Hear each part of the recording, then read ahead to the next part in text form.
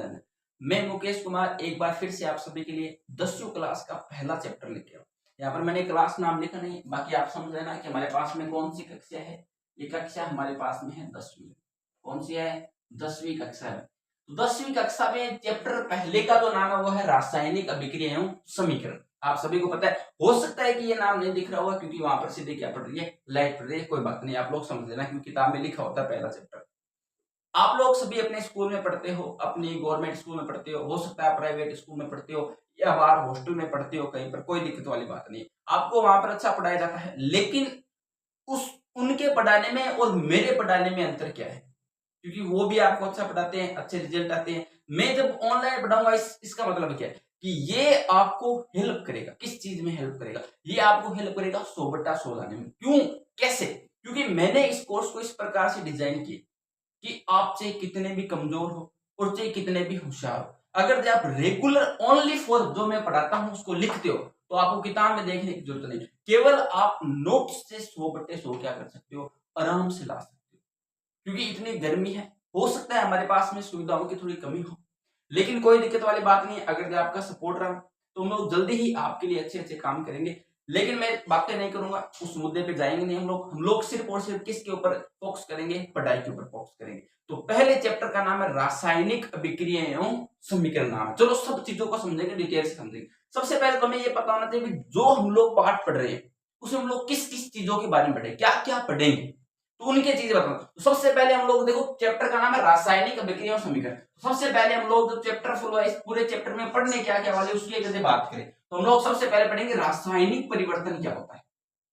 रासायनिक परिवर्तन, देखो आपने सुना होगा एक रासायनिक परिवर्तन होता है और एक हमारे पास में भौतिक परिवर्तन होता है। तो हम लोग भौतिक परिवर्तन नहीं पढ़ेंगे, केवल और केवल क्या पढ़ेंगे? रासायनिक परिवर्तन। उसके बाद में नंबर 2 की जगह बात करें तो हम लोग रासायनिक परिवर्तन के बाद में रासायनिक समीकरणों को कैसे लिखे, क्योंकि रासायनिक समीकरण और रासायनिक परिवर्तन क्या चीज है, रासायनिक समीकरण क्या चीज है, दोनों को डिटेल में समझेंगे। फिर हम लोग समझेंगे रासायनिक समीकरण, रासायनिक समीकरण और रासायनिक समीकरण को कैसे लिखें, कि भाई लिखने का क्या तरीका होता है, उसके ऊपर हम लोग बात करेंगे कि कैसे लिखें, कैसे लिखें। ठीक है, फिर हम लोग नंबर 3 जो टॉपिक रहेगा वो हमारे पास में रहेगा रासायनिक समीकरण को संतुलित कैसे करें। 3 नंबर टॉपिक कह रहे हैं हम रासायनिक समीकरण को संतुलित कैसे करें।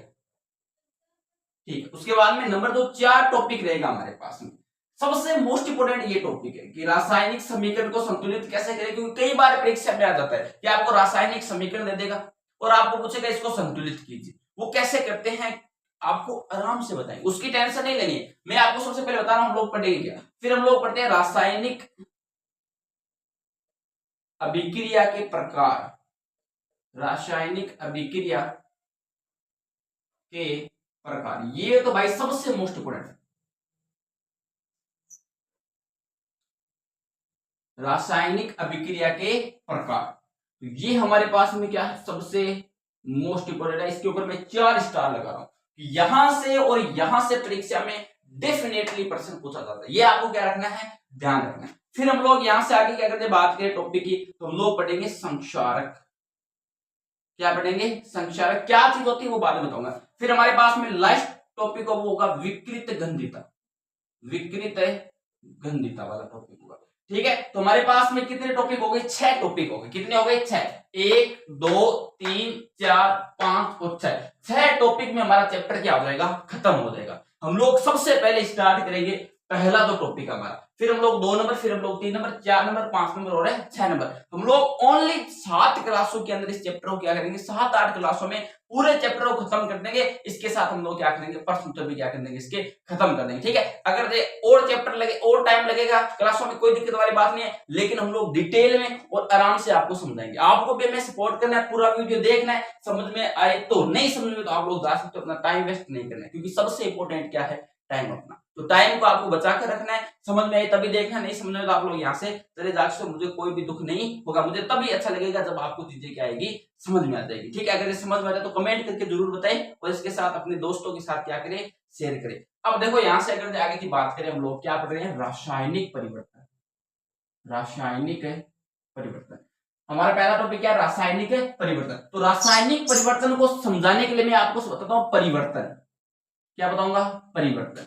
हमारे पास में जैसे जैसे मैं उतार रहा हूं यहाँ पर, वैसे वैसे आपको कॉपी में उतार लेना। ठीक है, परिवर्तन की अगर बात करें तो परिवर्तन दो प्रकार का होता है। कितने प्रकार का होता है, दो प्रकार का। परिवर्तन हमारे पास में दो प्रकार का होता है। जो पहला परिवर्तन है उसको हम लोग बोलते हैं रासायनिक परिवर्तन।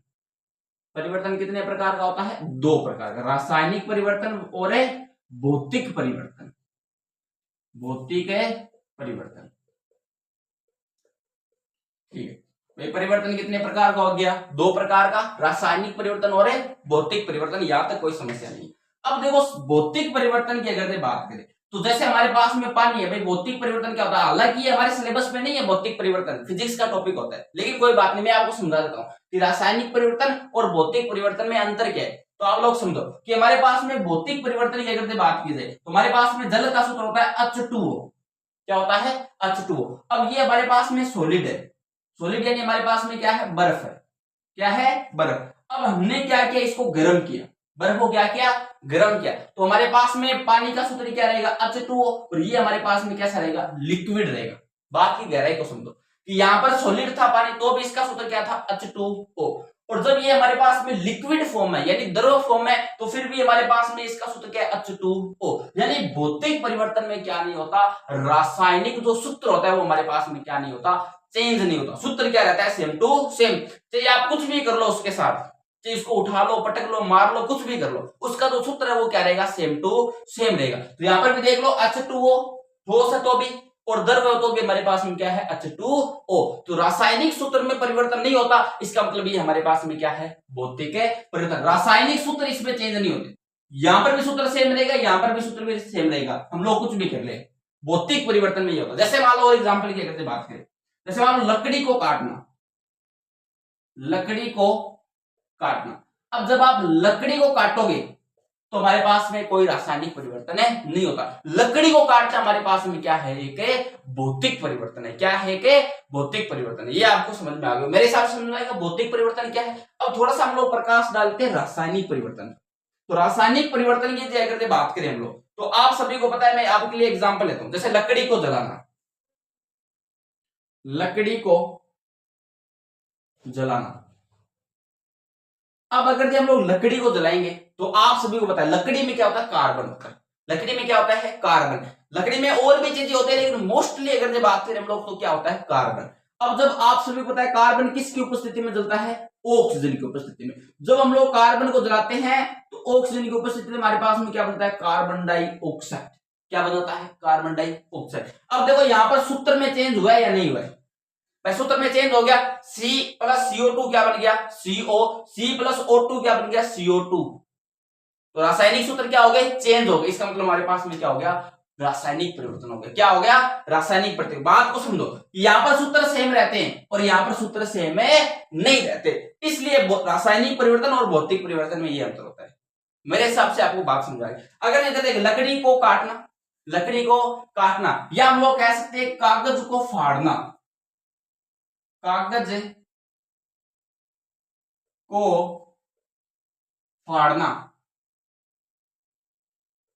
अब कागज को फाड़ना भी हमारे पास भी क्या है, भौतिक परिवर्तन। क्योंकि कोई भी सूत्र चेंज, आप कागज को फाड़ दो तो भी वही रहेगा और कागज को वापस लगा देंगे तो भी क्या रहेगा, सेम टू सेम। लेकिन लकड़ी को जलाना या कागज को जलाना ये हमारे पास में क्या होते हैं, रासायनिक परिवर्तन है। कागज को जलाना ये हमारे पास में क्या होते हैं, रासायनिक। इसमें सूत्र चेंज हो जाते हैं। क्या हो जाते हैं, सूत्र चेंज हो जाते हैं। क्योंकि जो जैसे मान लिया आपने क्या किया, कार्बन को जला दिया तो कार्बन डाइऑक्साइड बन गई। अब कार्बन डाइऑक्साइड से आप वापस सेम चीज नहीं बना सकते। जैसे हमारे पास में ठोस है बर्फ, पानी बना दिया, पानी से हमने क्या बना दिया, वापस से ठोस बना दिया। मतलब उत्पाद बनाने के बाद वापस सेम चीज बना सकते हो। लेकिन इससे बना सकते हैं क्या, आप सभी को पता है, जैसे मान लो लकड़ी जलाते हैं, राख होगी, राख से वापस लकड़ी बना सकते हैं, नहीं बना सकते। तो जिसपे हम लोग सेम वापस चीज नहीं बना सकते, वो हमारे पास में क्या होते हैं, रासायनिक परिवर्तन होते हैं। हालांकि हमें सिर्फ रासायनिक परिवर्तन की ही बात करनी है, भौतिक परिवर्तन की बात नहीं करनी है। तो हम लोग यहां से अलग से हम लोग आएंगे, और नीचे हम लोग हेडिंग डालेंगे कि हमें सिर्फ और सिर्फ क्या पढ़ना है, रासायनिक परिवर्तन। तो मैं नीचे हेडिंग डाल रहा हूं रासायनिक परिवर्तन। ये मैंने आपको थोड़ा सा अंतर बताया रासायनिक परिवर्तन और भौतिक परिवर्तन में। अब देखो यहाँ पर हम लोग बात करेंगे केवल और केवल रासायनिक परिवर्तन की। मेरे हिसाब से आपको समझ में आएगा रासायनिक परिवर्तन। देखो आप सभी ध्यान से, रासायनिक परिवर्तन। तो रासायनिक परिवर्तन देखो हमें किताब में दे रखा है यहाँ पर कि रासायनिक परिवर्तन कैसे होता है। तो यहाँ पर देखो सबसे पहले देख रहे हैं, गर्मियों में दूध को कमरे के ताप पर खुला छोड़ दिया जाता है। तो अगर जे आप लोग अपने घर में कमरे में दूध को खुला छोड़ दोगे तो क्या हो जाएगा कि सर मम्मी पिटेगी। बिल्कुल सही बात है भाई, मम्मी आपकी जरूर पिटेगी, दूध क्या हो जाएगा, फट जाएगा। लेकिन इस प्रोसेस को समझो कि अगर जब लोग गर्मियों में दूध को कमरे में छोड़ देते हैं खुला, तो हमारे पास में उसके अंदर क्या हो जाता है, इतनी जबरदस्त रिएक्शन होती है, बिक्री होती है कि वो दूध क्या हो जाता है, फट जाता है। क्या हो जाता है, फट जाता है। तो हम लोग इसको विज्ञान की भाषा में क्या बोलते हैं, रासायनिक परिवर्तन हो गया। क्या हो गया, रासायनिक परिवर्तन हो गया। तो रासायनिक परिवर्तन में अगर आपसे पूछे कि रासायनिक परिवर्तन के उदाहरण दीजिए, तो आप लोग लिख सकते हो कि गर्मियों की यहां पर लिखा है कि गर्मियों में दूध को कमरे के तापमान पर खुला छोड़ दिया जाता है। क्या करते, अगर गर्मियों की दिनों में हम लोग दूध को खुला छोड़ते तो हमारे पास क्या होता है, रासायनिक परिवर्तन हो जाता है। नंबर 1। नंबर 2 की अगर बात करें, मेरे हिसाब से आपको दिख रहा होगा कि लोहे का तवा, तसला, कील आदि को नमी वाली वायु में खुला छोड़ दिया जाता है। कि अभी आप सभी को पता है बारिश का दिन है, बारिश का टाइम चल रहा है, सावन भादवे का दिन चल रहा है। तो इसमें क्या होता है, बारिश आने के बाद में आपने देखो हल्की हल्की छोटी छोटी बूंदे पड़ती है, तो उनको हम लोग बोलते हैं जो नमी है, हमारे पास में क्या हो रखी है, नमी। वो बूंदे जब क्या करती है, लोहा, तसला आप जानते हो सारे, जो तोवा होता है उसको हम लोग तसला बोलते हैं, ठीक है, तसला जानते हो। या तसला हम लोग आपने देखा होगा तगारी वगैरह, जो कुंडा होता है, हमारी मारवाड़ी भाषा में कुंडा बोलते हैं उसको। तो कुंडा, या हम लोग बोल सकते हैं उसको कुछ जगह उसको बोलते हैं ऐसे टोकरी भी बोलते हैं, ठीक है। तो जो हमारे पास में तसला, कील आप जानती हो। तो ये जो सारी चीजें होती है ये लोहे की होती है। और नमी वाली, जब नमी होती है तब उनके ऊपर क्या होता है, रासायनिक परिवर्तन। आपने देखा होगा उनके ऊपर जंग लग जाता है। क्या लग जाता है, जंग। तो लोहे के ऊपर जंग लगना भी क्या है, एक रासायनिक परिवर्तन है। कौन सा परिवर्तन है, रासायनिक परिवर्तन। तो आप सभी को ध्यान रखना है कि चाहे लोहा हो, चाहे हमारे पास में तसला हो, तसला या तो आप भी बोल सकते हो आप उसको, तो लोहा, तसला, कील, कुछ भी हो लोहे का बना हुआ, जब हम लोग उसको नमी वाली जगह छोड़ देते हैं जहां पर हल्की हल्की बारिश होती है, तो उस लोहे पर क्या लग जाता है, जंग लग जाता है। तो ये हमारे पास में क्या होता है, रासायनिक परिवर्तन होता है। तो आप लोग भी लिखोगे, मेरे साथ लिखोगे, लोहे का तवा,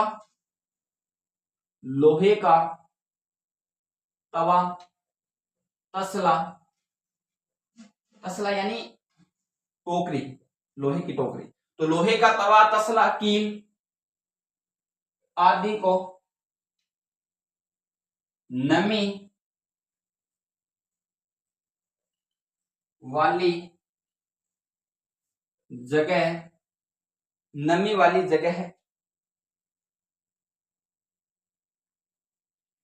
नमी वाली वायु में खुला छोड़ दिया जाए, तो हमारे पास में क्या होता है, रासायनिक परिवर्तन हो जाता है। मेरे हिसाब से आपको पता है कि मैं मार्कर से लिख रहा हूं, थोड़ा सा टाइम लग रहा है, लेकिन मेरे हिसाब से आपको बेटर समझ में आ रहा है, ठीक है। थोड़ा सा टाइम लगेगा, लेकिन हम लोग क्या करेंगे, आराम से समझते चलेंगे। तो लोहे का तवा, तसला, कील आदि को नमी वाली वायु में क्या कर दिया जाए, खुला छोड़ दिया जाए, तो उसके ऊपर जो जंग लग जाती है उसे हम लोग बोलते हैं रासायनिक परिवर्तन कहते हैं, ठीक है भाई, वेरी गुड। फिर हम लोग बोलते हैं शोषण, सांस। मैं इसको यहां से लिख रहा हूं, 3 नंबर पॉइंट क्या है, शोषण। भाई सांस लेना भी क्या है, रासायनिक परिवर्तन है। सांस लेना भी क्या है, रासायनिक परिवर्तन। कैसे, ये आप सोचो कि जैसे मान लीजिए मैं सांस ले रहा हूं, तो सांस लेंगे तो हम लोग क्या है, सांस फेफड़ों से क्या जाएगा, अंदर जाएगा, फेफड़ों से क्या जाएगा, अंदर, और फिर कोशिका के माध्यम से पूरे शरीर में जाता है। जो भी सांस होता है कोशिका के माध्यम से क्या जाता है, पूरे शरीर में। और हम लोग ऐसे भी कह सकते हैं कि ये फेफड़ों के माध्यम से हमारे पाचन में गया जो ग्लूकोज होता है उसको तोड़ता है, फिर हमारे कोशिका के माध्यम से शरीर के प्रत्येक अंग तक ऊर्जा पहुंचाता है। जो हम लोग सांस लेते हैं, फिर ये क्या करता है, हमारे शरीर के प्रत्येक कोशिका के प्रत्येक अंग में पहुंचाकर फिर वापस किसके रूप में जाता है, कार्बन डाई गैस के रूप में क्या जाता है, बाहर आ जाता है। देखो कितना लंबा प्रोसेस है कि सबसे पहले हमने सांस लिया, ये हमारे फेफड़ों से होता हुआ अंदर गया, फिर हमारे जो शरीर में ग्लूकोज है उसको क्या करेगा, तोड़ेगा, जैसे मान लो जो ऊर्जा है उसको क्या करेगा, तोड़ेगा, और कोशिका के माध्यम से प्रत्येक अंग तक ले जाएगा, मतलब शरीर के हर अंग तक उस ऊर्जा को ले जाता है। उसके बाद में क्या करता है, फिर वो वापस क्या करता है, वापस आता है, किस रूप में बाहर आता है, हमारे शरीर से कार्बन डाइऑक्साइड के रूप में क्या आता है, बाहर आता है। तो सांस लेने से लेकर वापस छोड़ने तक पूरा प्रोसेस हमारे पास में क्या होता है, एक रासायनिक अभिक्रिया होता है। तो आप लोग लिख सकते हो एग्जांपल में कि सांस लेना भी क्या रासायनिक अभिक्रिया, हाँ बिल्कुल रासायनिक अभिक्रिया है। क्यों है, मैं इसका उत्तर आपको परीक्षा में कई बार प्रश्न पूछा जाता है कि क्या श्वसन भी रासायनिक अभिक्रिया है, तो है तो क्यों है, तो इसका उत्तर मैं आपको अगले वीडियो में यहाँ पर लिख के बताऊंगा पूरा डिटेल, क्योंकि ये हमारे पास में आगे का टॉपिक है। ठीक है, यहाँ से आगे अगर बात करें चौथे टॉपिक की, तो मैं यहाँ पर आपको लिख के बता रहा हूँ नंबर 4 टॉपिक हमारे पास में कि और हमारे पास में क्या हो सकता है। तो भोजन का पकाया जाता है, तो ये भोजन को पकाना भी हमारे पास में क्या है, रासायनिक अभिक्रिया है।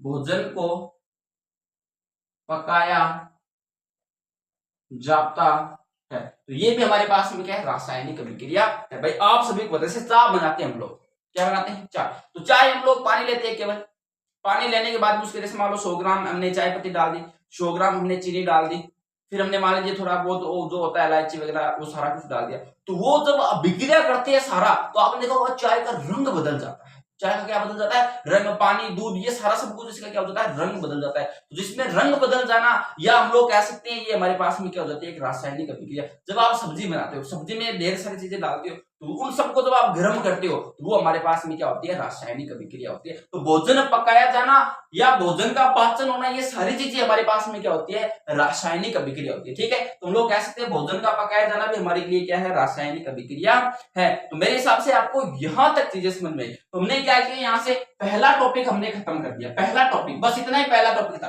देखो खत्म। फिर हम लोग कल की क्लास में इस टॉपिक को खत्म कर देंगे, फिर इस टॉपिक को, ऐसे करते करते हम लोग सारे टॉपिक को खत्म कर देंगे। और जो सबसे मोस्ट इंपोर्टेंट टॉपिक है वो हमारे पास में रासायनिक समीकरण को संतुलित करना और रासायनिक अभिक्रिया के प्रकार, ये सबसे मोस्ट इंपोर्टेंट है। लेकिन मैं चाहूंगा आप सारा चीजों आराम से पढ़ो। कल हम लोग करेंगे प्रैक्टिकल, कल हम लोग क्या करेंगे, प्रैक्टिकल। मैं आपको बोर्ड पे ऐसे समझा दूंगा जैसे हमने सारी चीजें हमारे पास में पढ़ी है।